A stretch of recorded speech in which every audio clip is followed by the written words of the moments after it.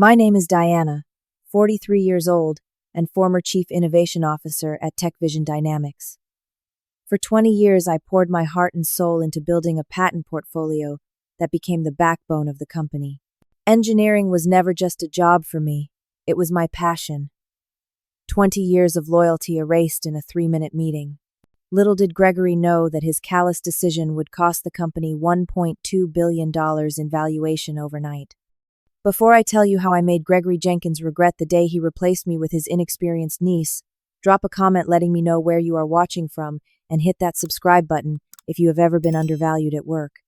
My journey at TechVision Dynamics began right after I graduated from MIT with an engineering degree. At 23, I was brimming with ideas and eager to make my mark in the industry. The company was relatively small then, with about 50 employees and modest revenue. I remember my first day vividly, walking into the office with my cardboard box of supplies, nervous but determined. Being one of only 3 women in the engineering department was intimidating. The other female engineers, Rachel and Stephanie, had already adapted to the predominantly male environment, but I was determined to stand out for my work, not my gender. The first few months were challenging. My ideas were often overlooked in meetings, and I had to fight twice as hard to be heard. Everything changed 6 months into my employment when I developed a solution to a persistent issue with our flagship product's cooling system. The existing design was inefficient and caused overheating under heavy load. After countless late nights and skipped weekends, I created a completely new approach that not only solved the problem but improved overall performance by 30%. When I presented my solution at the weekly engineering meeting, Gregory Jenkins, the CEO and founder, happened to be present. He rarely attended these meetings, so his presence made everyone nervous. As I explained my design, I noticed his expression shift from boredom to intense interest. By the time I finished, he was leaning forward in his seat, eyes bright with excitement. "This is exactly the kind of innovation we need," Gregory declared, silencing the room. "Diana, I want you to lead the implementation of this solution immediately." That moment marked the beginning of my rapid rise at TechVision. Gregory took me under his wing, becoming both mentor and champion. He gave me additional responsibilities and challenged me to push the boundaries of what our technology could do. We developed a close working relationship, often spending hours discussing future tech trends and potential innovations. He valued my perspective and made me feel like an essential part of the company's future. Within 5 years, I had been promoted multiple times. At 28, Gregory appointed me as head of research and development, making me the youngest department head in company history. Some colleagues whispered about favoritism, but my track record of innovation spoke for itself. Under my leadership, our R&D department flourished. I assembled a special innovation team, handpicking the brightest minds from different departments and creating an environment where creativity thrived. During this period, I established the company's first significant patents. I remember the day we received confirmation of our first patent approval. Gregory called the entire company together for an impromptu celebration. He raised his glass to me, declaring, "Diana is the future of TechVision. Her innovations will take us to heights we have never imagined." I felt on top of the world. The company grew steadily, directly tied to the innovations my team produced. Our technology became industry-leading, and competitors struggled to keep pace. With each success, my relationship with Gregory strengthened. He began to include me in board meetings and strategic planning sessions. I became his trusted advisor on all things technical. As the company expanded, so did my responsibilities. My life became TechVision. I routinely worked 12-hour days, 7 days a week. My personal life took a backseat to my career ambitions. Friendships faded as I canceled plans to meet deadlines. Dating became nearly impossible with my schedule. When my mother was hospitalized with pneumonia, I visited her during lunch breaks, laptop in hand, unable to step away from work completely. Gregory praised my dedication, saying, "This is what separates the exceptional from the ordinary." I took pride in his approval, believing the sacrifices were worth it. Every patent we secured, every product we launched felt like a personal achievement. The company was my family, and Gregory was the father figure who guided and supported me. Looking back, I realize how completely I had tied my identity to TechVision. My apartment was practically just a place to shower and occasionally sleep. My desk at work held more personal items than my home. My team became my closest friends, though our conversations rarely strayed from work topics. I believed I was building something lasting, something that would recognize and reward my unwavering loyalty. I could not have been more wrong. By my 10th year at TechVision, I had been promoted to Chief Innovation Officer, a position Gregory created specifically for me. Our company had transformed from a mid-sized player to an industry leader, largely due to the patent portfolio I had built. What had started as a handful of patents had grown to over 70 unique innovations that protected our market position and generated substantial licensing revenue. My office moved to the executive floor with floor-to-ceiling windows overlooking the city. Gregory and I had adjacent offices with a connecting door that was rarely closed. We had developed a shorthand communication style that baffled other executives. Half sentences, inside jokes, and knowing glances were all we needed to convey complex ideas. Board members often commented that we operated like a single mind, with complementary strengths. During contract renegotiation after my promotion, Gregory offered me something unusual. "Diana, your patents are the crown jewels of this company," he said, sliding a document across the table. "I want you to have special protection." The clause stated that as the primary inventor, I retained certain rights over the patents I developed, including revocation rights, if I ever left the company under specific circumstances. At the time, I viewed it as a gesture of respect and appreciation, never imagining I would need to invoke those rights. The executive team expanded as the company grew. Barbara Mitchell joined as Human Resources Director, and we immediately connected. Unlike most executives who saw HR as purely administrative, Barbara understood people were our most valuable resource. She championed work-life balance initiatives, though I rarely took advantage of them myself. Barbara became my ally in the increasingly complex corporate politics. "You need someone watching your back," she told me over lunch one day. "Your innovations make this place run. But not everyone appreciates that." I dismissed her concerns, confident in my position and Gregory's support. My innovation team had grown to 25 engineers and scientists, each handpicked for their creativity and collaborative spirit. We worked in a specially designed open concept space that encouraged spontaneous brainstorming. The walls were covered with whiteboards filled with diagrams, equations, and half-formed ideas. I knew every team member's strengths, weaknesses, and personal challenges. We celebrated birthdays, promotions, and patent approvals together. They were not just colleagues, but a tight-knit community, united by a passion for innovation. The first sign of trouble came so subtly I nearly missed it. Gregory mentioned his niece Amanda had graduated from business school with honors. "Sharp as a tack, that girl," he said proudly, showing me her graduation photo. "She reminds me of you at that age, only with a business mind instead of technical." A month later, Amanda appeared at our annual company gala. Gregory introduced her to every board member and executive, his hand never leaving her shoulder. I noticed how he beamed when speaking about her academic achievements and fresh perspectives. Amanda was 24 with perfectly styled hair and designer clothes that screamed family money. She spoke confidently about business trends and digital marketing strategies, dropping names of professors and business leaders she had connections with. When Gregory finally introduced us, his introduction was tellingly brief. "Amanda, this is Diana, our tech genius." No elaboration on my 20 years of service or countless contributions.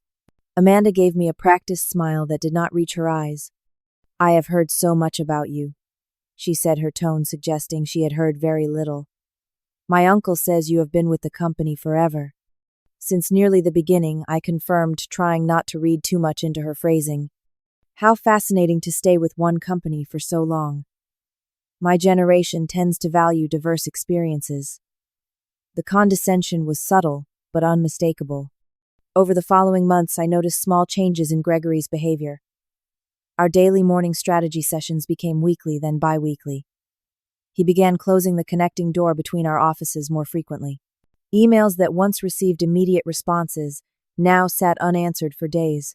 When we did meet, he seemed distracted, checking his phone and steering conversations toward marketing and financial topics rather than the innovations that had always excited him. The company politics began to shift as well. Marcus Anderson, our chief operations officer, and another longtime executive pulled me aside after a particularly tense board meeting. "Watch your back, Diana," he warned. "Something is changing with Gregory. I have seen this before, the family dynamic coming into play." I dismissed his concerns. Gregory and I have been through everything together. The company would not exist in its current form without our partnership. Marcus shook his head. No one is irreplaceable in corporate America. Not even you. The 20th anniversary celebration of TechVision should have been a highlight of my career. Instead, it became a glaring indication of my changing status. The commemorative video, highlighting company milestones, barely mentioned my contributions. My speech was rescheduled from prime time to after dinner, when many guests had already left. The special recognition awards went to newer executives who had Gregory's current favor. Barbara found me alone on the balcony nursing a glass of champagne. "This is not right," she said, genuine anger in her voice. "You built half of what we are celebrating tonight." I forced a smile. "It is fine. Gregory has a lot of people to acknowledge." Diana, Barbara said gently, "When was the last time you took a vacation? Or even a weekend off? You have given everything to this company, and you deserve recognition." Her words hit me harder than I expected. For 20 years I had believed my dedication would ensure my position and Gregory's loyalty. Now I was beginning to understand that corporate loyalty was often a one-way street, and I had been traveling in the wrong direction. The official announcement came via company-wide email on a Monday morning.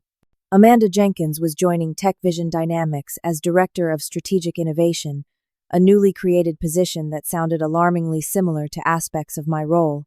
The email emphasized her fresh perspective, digital native insights, and forward-thinking approach, without clarifying how her position would interact with mine. Even more concerning, she would report directly to Gregory, bypassing the normal organizational structure. When I walked into the executive meeting that afternoon, Amanda was sitting in my usual seat beside Gregory. I took the only remaining chair at the far end of the table, feeling uncomfortably like an afterthought. Throughout the meeting, Gregory repeatedly asked for Amanda's input on topics that had previously been my domain. She spoke confidently about innovation strategies despite having no technical background or product development experience. After the meeting, I requested a private conversation with Gregory. His secretary informed me his schedule was full, but he could spare 15 minutes the following morning. This was a stark change from our previous open-door policy. When we finally met, Gregory seemed impatient before I even began speaking. "I am confused about Amanda's role," I said carefully. "There seems to be significant overlap with my responsibilities." Gregory waved his hand dismissively. "Amanda brings a business perspective to innovation that complements your technical expertise. The market is changing, Diana. We need to adapt. I have always considered market implications in my innovation strategies. Our patent portfolio is proof of that." Yes, the patents have been valuable," he conceded, checking his watch. "But we need to appeal to younger consumers now. Amanda understands that demographic." When I left his office, I felt hollow. 20 years of collaboration reduced to the patents have been valuable in the past tense, as if my contributions were already behind us. The following weeks brought more concerning developments. My project budgets were suddenly under review, with several key initiatives placed on hold pending strategic reassessment. Team members I had personally recruited and mentored were reassigned to other departments with no prior consultation. Meeting invitations that once automatically included me now required Barbara to advocate for my presence. Most alarming was discovering Amanda copied on confidential emails about patent strategies and upcoming innovations my team was developing. When I questioned this breach of protocol, Gregory simply said, "Amanda needs to be brought up to speed on all aspects of our innovation pipeline." Barbara warned me during one of our now frequent lunch meetings away from the office.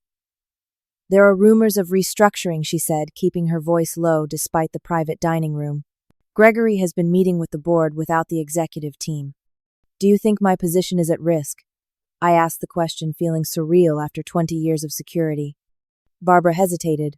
"I do not have concrete evidence, but I would start reviewing your contract and documenting your contributions, just in case." I spent that weekend digging through 20 years of files, creating a comprehensive record of every patent product and innovation I had contributed to the company. The document ran to over 100 pages, a testament to my dedication. I also reviewed my contract, paying particular attention to the special clause Gregory had included years ago regarding patent ownership. It seemed almost prophetic now. One by one, my team members were reassigned. First Jacob, my materials specialist who had been with me for 12 years, then Samantha, our software innovation lead.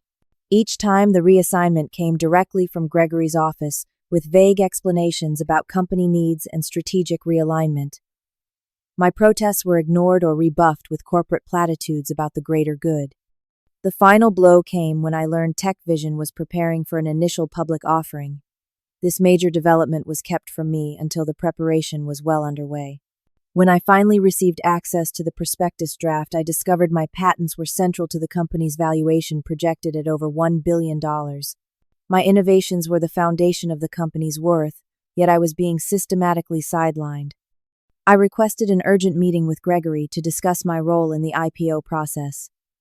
His secretary scheduled me for a 15-minute slot at 7:30 in the morning before official office hours. I arrived prepared with my documentation and contributions, determined to remind Gregory of my value to the company. As I approached his office, I heard voices. The door was slightly ajar, and I recognized Amanda's voice immediately. "The board is concerned about the innovation timeline," she was saying. "They worry the old approaches are too slow for today's market." I know, Gregory sighed. "We need fresh perspectives, faster cycles. The previous systems worked for their time, but we need to modernize now." "The IPO requires forward momentum," Amanda continued. "Investors want to see youth and agility, not outdated methods." I backed away silently, their words cutting deeper than any direct confrontation could have. Outdated methods had built this company. My old approaches had created the very value they were now leveraging for the IPO. That night I could not sleep. My mind raced with questions and scenarios. Had my loyalty been misplaced all these years? Had I sacrificed my personal life for a company that now viewed me as obsolete? The thought of starting over at 43 was terrifying. My identity was so intertwined with TechVision that I struggled to imagine myself elsewhere. In a last desperate attempt to secure my position, I accelerated development on a new innovation I had been nurturing privately. It was a breakthrough approach to energy storage that could revolutionize our product line. I worked through the night preparing a presentation that highlighted both the technical brilliance and market potential. This would remind Gregory why he needed me, why my experience was an asset rather than a liability. I scheduled the presentation for Friday morning, gathering the remaining members of my innovation team and inviting key executives, including Gregory. As I stood before the conference room, notes prepared and heart pounding, I noticed Gregory's seat was empty. 5 minutes past the start time, his secretary entered. "Mr. Jenkins sends his apologies, but he needs to reschedule," she announced to the room. "He has an urgent matter to attend to." Through the glass walls of the conference room, I watched Gregory and Amanda walk together toward the exit, engaged in animated conversation, neither looking in my direction. The symbolism was impossible to ignore. The presentation never happened, and with it died my last hope of preserving my position through merit alone. The following Monday, I received a calendar invitation from Gregory's assistant for a strategic discussion scheduled for 9 a.m. Friday. The vague title and the fact that it was scheduled for the end of the week raised immediate red flags. In corporate culture, Friday terminations are standard practice, allowing the weekend for emotions to settle before the news spreads through the company. I spent the week preparing for various scenarios. I updated my resume for the first time in 20 years, a sobering experience that highlighted how completely I had committed to TechVision. I backed up personal files and photos from my work computer. I even packed a small box with personal items from my office, keeping it hidden in my credenza ready if needed. Friday morning arrived with a sense of inevitability. I dressed carefully in my most professional outfit, a navy blue suit that I reserved for board meetings and client presentations. Looking in the mirror, I noticed the strands of gray at my temples that I had been too busy to address the fine lines around my eyes that spoke of years of late nights, staring at screens and blueprints. For the first time, I saw myself as others might, as someone who could be labeled older. When I entered Gregory's office, Amanda was already there, standing beside his desk with a tablet in hand. Gregory did not stand to greet me, as he once would have. Instead, he gestured to the chair across from him, his expression unreadable. "Diana, thank you for coming," he began as if I had a choice. "TechVision is entering a new phase with our upcoming IPO and evolving market position." I remained silent, letting him continue with the corporate speech I knew was coming. We have been evaluating our executive structure to ensure we have the right leadership for the challenges ahead. He continued, not meeting my eyes. After careful consideration, we have decided to restructure the innovation department. Still, I said nothing. 20 years of loyalty deserved more than this rehearsed speech.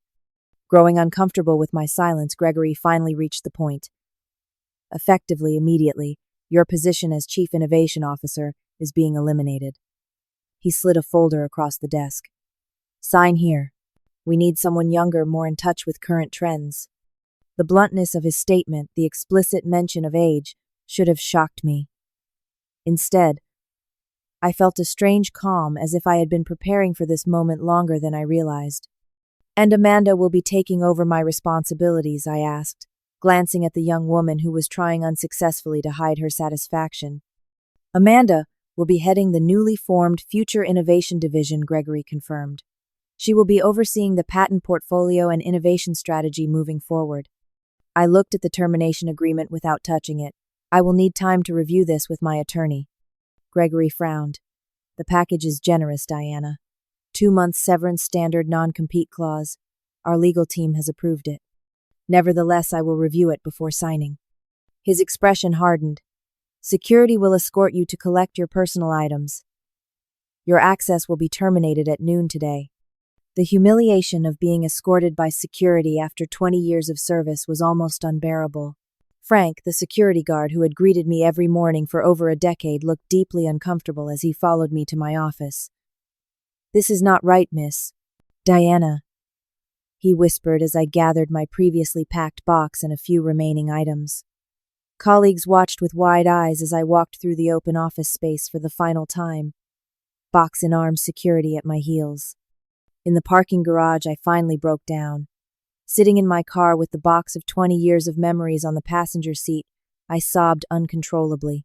All the missed family events, canceled vacations, and sacrificed relationships flashed before me. What did I have to show for it now? A cardboard box and a termination agreement that dismissed 2 decades of innovation as obsolete. My phone rang, displaying Barbara's name. I considered ignoring it, but answered on the 3rd ring. Diana, I just heard. I am so sorry. This is completely unjust. Her voice was tight with anger. You need to know something. Amanda is not just his niece.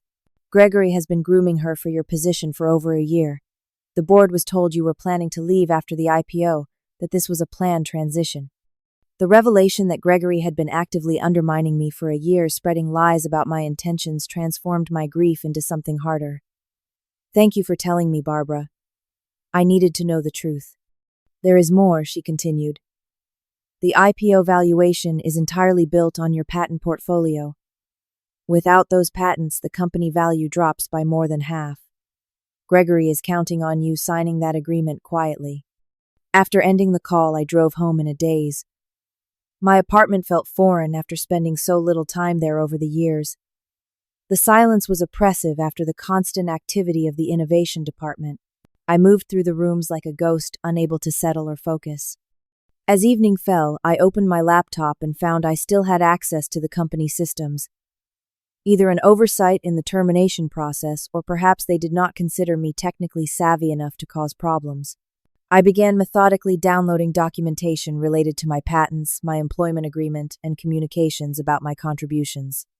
As I reviewed my original employment contract and subsequent amendments, the special clause Gregory had added years ago stood out starkly. As primary inventor, I retained specific rights to revoke patent assignments if terminated without cause or under discriminatory circumstances. The explicit mention of needing someone younger in my termination suddenly took on new significance. Gregory had not just been callous, he had been legally careless. I began researching age discrimination cases and patent revocation procedures, my analytical mind finally finding a problem to solve. By midnight, a plan was forming. It was risky, potentially career-ending in the broader industry, but the alternative was accepting that 20 years of innovation could be casually dismissed because of my age. The ethical implications weighed heavily. Revoking the patents could damage the company I had helped build, potentially affecting the jobs of colleagues who had done nothing wrong. Yet allowing Gregory to profit from my innovations after discarding me so callously seemed equally wrong. As dawn broke, anger finally won out over ethical concerns. Gregory had made his choice, prioritizing family connections and youth over experience and loyalty. Now, I would make mine. I reached for my phone to call James Wilson, an attorney I had consulted occasionally on patent matters. It was time to remind TechVision exactly who had created the intellectual property they valued at over $1 billion. James answered despite the early hour, his voice alert as if he had been awake for hours. Diana, this is unexpected. How can I help you? I need urgent legal advice regarding patent rights, I explained, outlining my situation and the special contract clause. Can you send me the documents immediately? This is potentially very significant. The gravity in his voice confirmed my suspicions about the power of my position. While waiting for James to review the materials, I methodically documented every instance of age-related comments and systematic exclusion I had experienced. The pattern was clear and damning when viewed as a whole. Gregory's final statement about needing someone younger was just the culminating evidence of months of age discrimination. James called back within 2 hours. Diana, this is extraordinary. The clause Gregory included gives you uncommonly strong rights. In cases of discriminatory termination, which this clearly appears to be you, retain the right to revoke company ownership of patents you developed. We need to move quickly before they realize this vulnerability. We spent the next several hours preparing the necessary legal documents. James explained that we would need to file formal revocation notices with the United States Patent and Trademark Office for each patent I wanted to reclaim. The process was complex but straightforward with proper documentation. How many patents are we talking about? James asked. I had already compiled the list. 42 key patents that form the core of their product line and IPO valuation. James whistled low.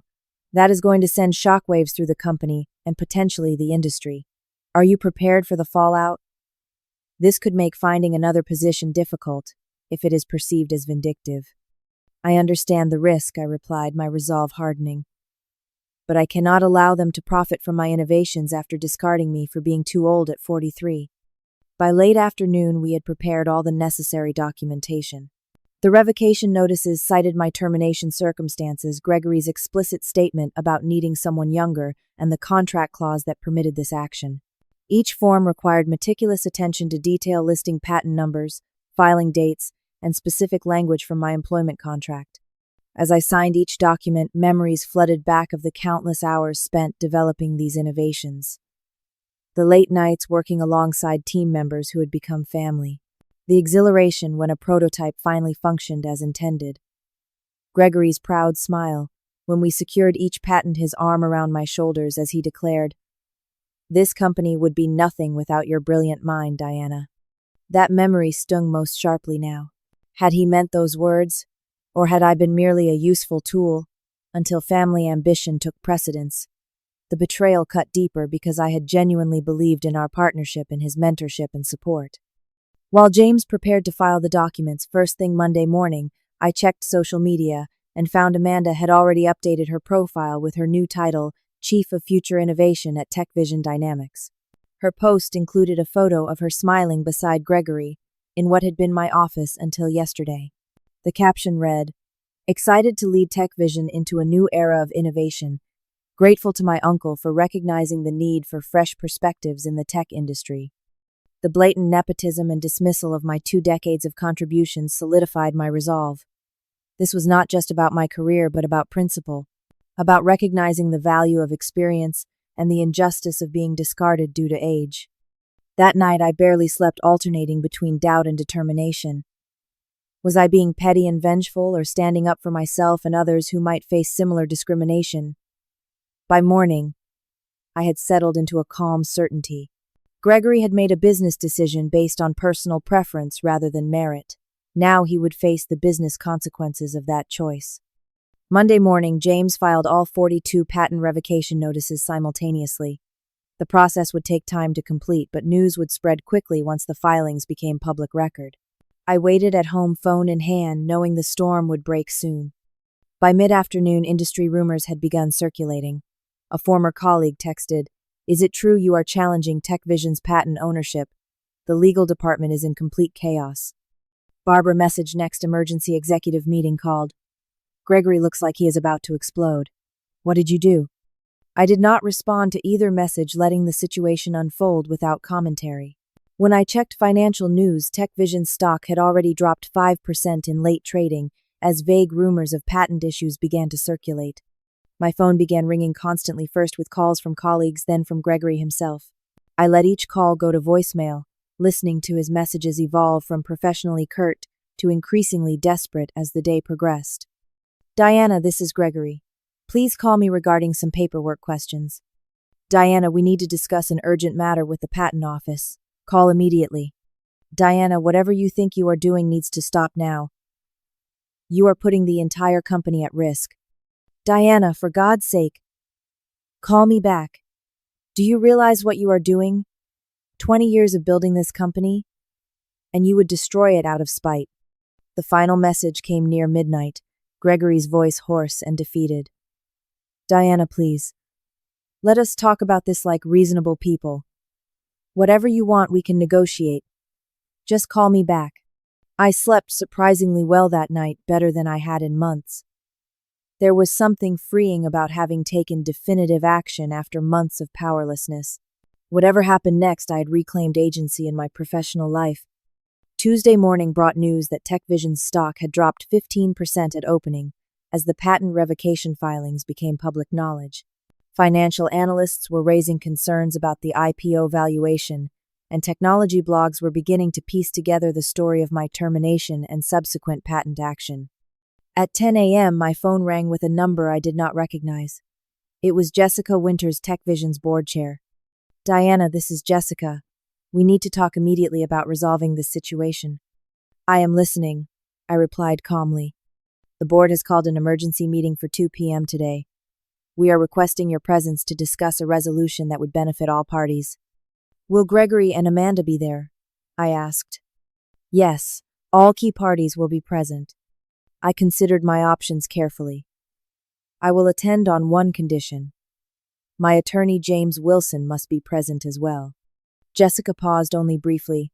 That is acceptable. 2 p.m. at the main conference room. As I prepared for the meeting, I felt a curious mixture of vindication and sadness. This confrontation was necessary, but I took no joy in the upheaval at a company I had helped build for 20 years. Still, principles mattered. Respect mattered. And Gregory needed to understand that experience had value that could not be replaced by youthful enthusiasm alone. The TechVision headquarters lobby felt different, as I walked through it as a visitor rather than an executive. The receptionist Megan, who had greeted me cheerfully every morning for years now, looked uncertain about how to address me. Security issued me a visitor badge instead of simply waving me through. These small indignities reinforced the rightness of my actions. James met me in the lobby, briefcase in hand, an expression serious. The company's stock is down 22% since opening, he informed me quietly. News of the patent revocations hit the financial press this morning. They are estimating a potential $1.2 billion impact on company valuation if all revocations proceed. We were escorted to the main conference room where the emergency board meeting would take place. As we approached, I could hear raised voices through the door. When we entered the room, fell silent instantly. Around the massive conference table sat the 9 board members, Gregory, Amanda, and several executives, including Barbara, whose slight nod conveyed solidarity. Gregory looked haggard, his normally immaculate appearance disheveled as if he had not slept. Amanda's confident demeanor had vanished, replaced by wide-eyed panic. She clutched a tablet to her chest like a shield. Board Chair Jessica Winters stood as we entered. Diana, thank you for coming. And this must be your attorney, Mr. Wilson. Please take a seat. The only available chairs were directly opposite Gregory and Amanda. The symbolism of the confrontational seating was not lost on anyone. As James and I settled in, I placed a folder of documents on the table, a visual reminder of my preparation. Jessica began formally. This emergency meeting has been called to address the patent revocation notices filed yesterday morning. Diana, perhaps you could explain your actions to the board. All eyes turned to me. I took a deep breath, determined to remain professional despite the emotions churning beneath the surface. On Friday, I was terminated after 20 years of service to TechVision. Gregory explicitly stated the company needed someone younger and replaced me with his niece, who lacks both the technical background and experience to manage the innovation portfolio I built. My contract approved by this board includes specific provisions regarding patent ownership in cases of discriminatory termination. I am exercising those rights. Gregory slammed his hand on the table. This is absurd. Your termination was performance-based, not age-related. Is that so? I replied, calmly opening my folder. I have documented 27 instances over the past year where my age or length of service was referenced negatively in meetings or communications. I have evidence of systematic exclusion from decisions directly related to my department, and I have your exact words from Friday witnessed by Amanda specifically citing youth as the reason for my replacement. The board members exchanged concerned glances. Walter Reynolds, the longest-serving board member and former corporate attorney, looked particularly troubled. Gregory, did you actually make statements about needing someone younger? He asked sharply. Before Gregory could respond, Amanda interjected. My uncle simply meant we needed fresh perspectives and innovative thinking. Diana was resistant to new approaches. Really, I countered, removing another document from my folder. Here are the performance reviews for my department over the past 5 years, showing consistent innovation metrics above company targets. Here are the 42 patents I developed that form the foundation of TechVision's current valuation. And here I placed a final document on the table, is an analysis showing how these patents are explicitly featured in your IPO prospectus, valued at approximately $1.2 billion. The board members leaned forward to examine the documents. Jessica Winters looked increasingly concerned as she scanned the performance reviews. These show exemplary performance ratings signed by Gregory himself, she noted. Diana, what exactly are you seeking as resolution here? Before I could answer, Gregory erupted. This is nothing but vindictive retaliation. You would destroy 20 years of building this company because your feelings were hurt. This is exactly the kind of emotional reaction that proved you were no longer right for the position. James intervened smoothly. My client is exercising her legal rights under a contract this company drafted and approved. If there is emotion involved, it seems to be coming from the other side of the table. Gregory's face flushed crimson. You have no idea the pressure we are under with the IPO. We need to show investors. We are forward-thinking, innovative, adaptive. Diana represents old technology, old thinking. A painful silence followed his outburst. Several board members looked deeply uncomfortable with his characterization. Walter Reynolds cleared his throat. Gregory, you realize you are making Diana's case for her. Everything you just said reinforces the age discrimination claim. Gregory seemed to deflate, suddenly aware of the hole he had dug for himself. Amanda stared at the table, no longer meeting anyone's eyes. Jessica turned to me again. Diana, I ask again, what do you want from this meeting? What resolution would you find acceptable? I had given this considerable thought. I want 3 things. First, acknowledgement that my termination was handled inappropriately and was based on discriminatory factors. Second, fair compensation for the patents I developed, which would be a 10% ownership stake in the company. Third, a licensing agreement that allows TechVision to continue using my innovations while recognizing my ownership. Gregory scoffed. 10% ownership, that is outrageous. Walter Reynolds interjected. Actually, given the valuation of the patents and the potential legal liability for the discrimination claim, 10% might be quite reasonable. He turned to me. Would this ownership stake include a board seat? Yes, it would, I confirmed. The board members began whispering among themselves. Jessica called for a brief recess to discuss the proposal privately. As the board members filed out, Gregory remained seated, staring at me with a mixture of anger and disbelief. I mentored you, he said quietly. I gave you opportunities no one else would have at your age. And I gave you 20 years of innovation that built this company, I replied evenly. All I asked for was respect and recognition of my contributions.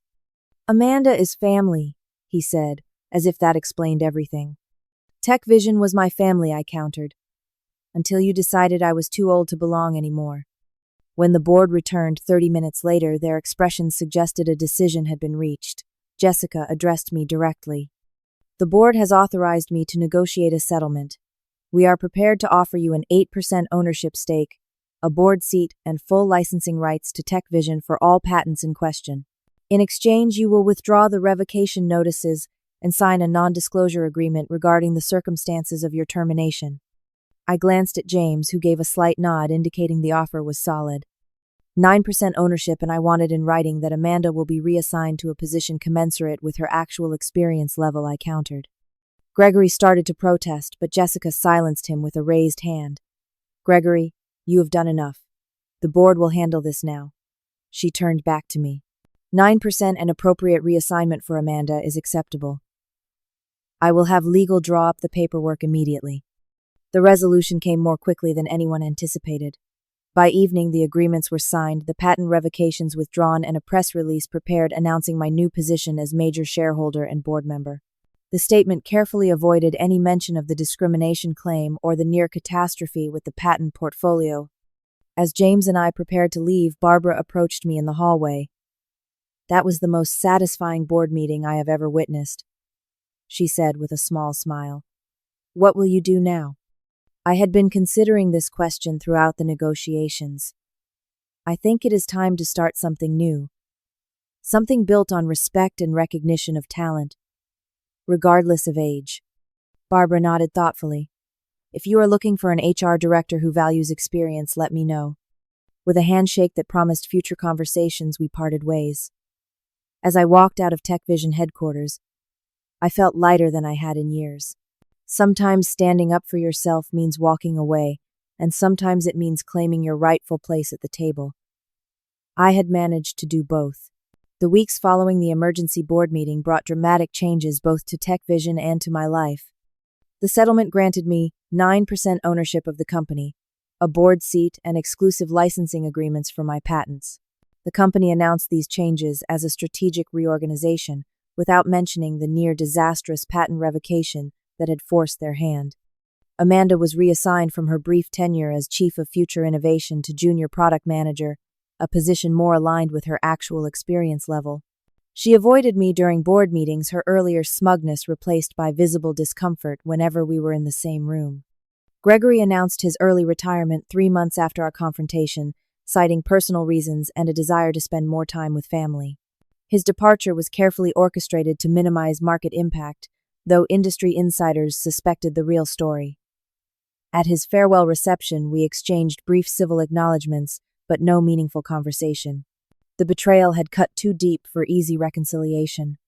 With my newfound financial security and professional freedom, I began planning my next chapter. The settlement included not just ownership, but also substantial financial compensation for the discriminatory termination. This provided the capital I needed to launch my own venture. Diana Innovation Labs opened 6 months after my departure from TechVision, with a mission statement emphasizing inclusive innovation across generations. I leased a modest office space in a renovated industrial building, creating an environment that blended cutting-edge technology with comfortable collaborative spaces.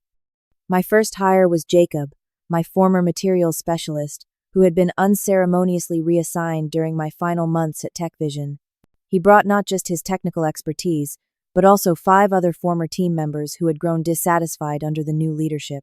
Barbara joined as HR director and minority partner, bringing her people-centered approach to building our company culture.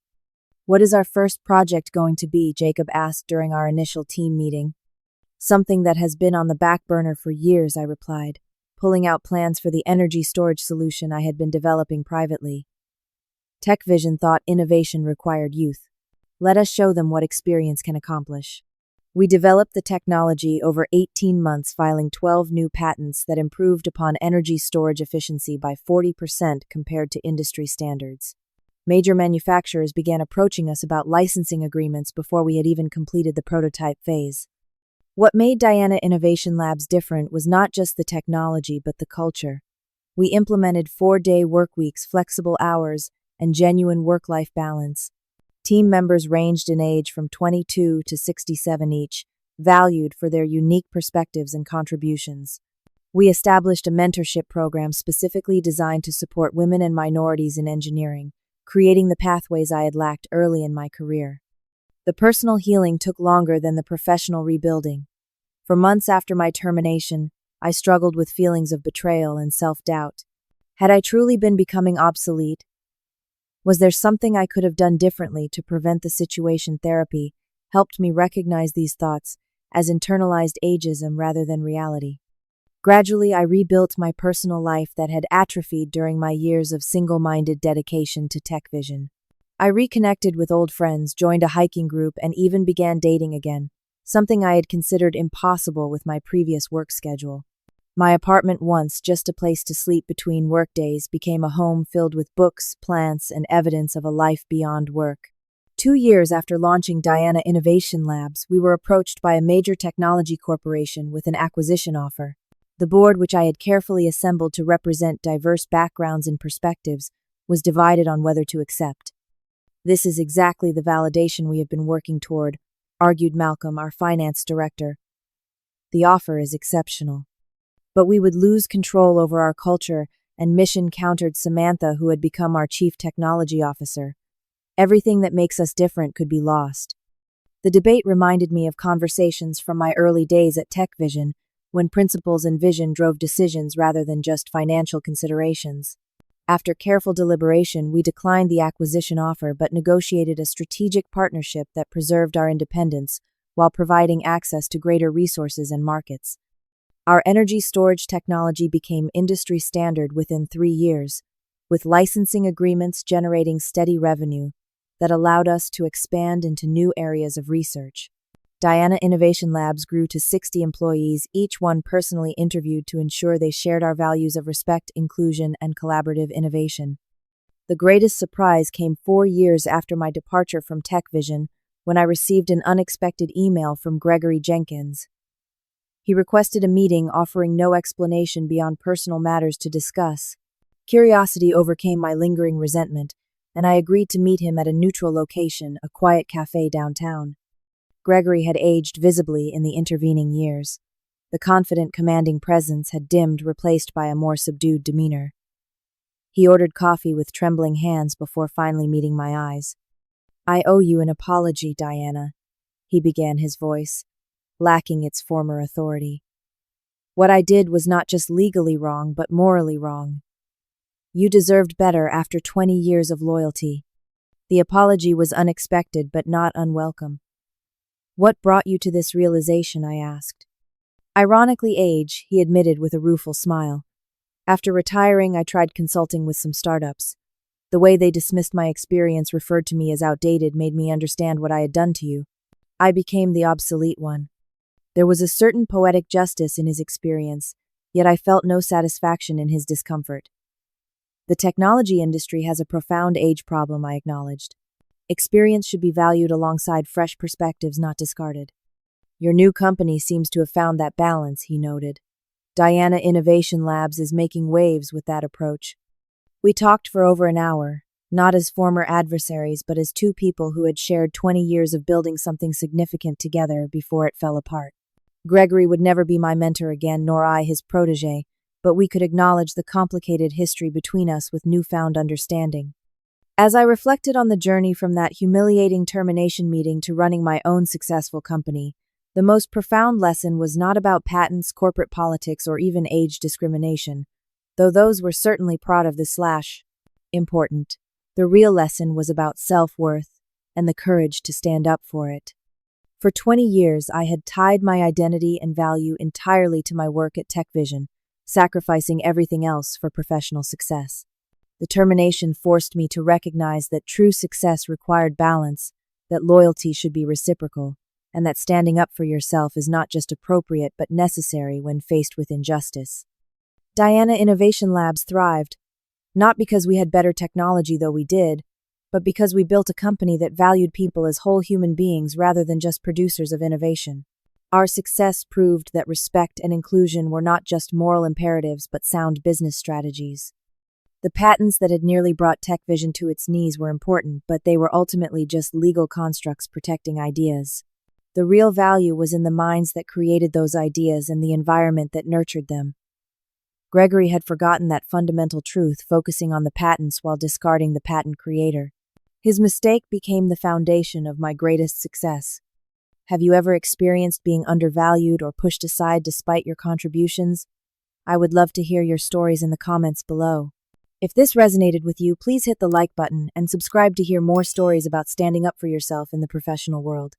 Remember, your experience has immense value that cannot be replaced regardless of your age. Thank you for listening to my journey, and I hope it inspires you to recognize and defend your own worth.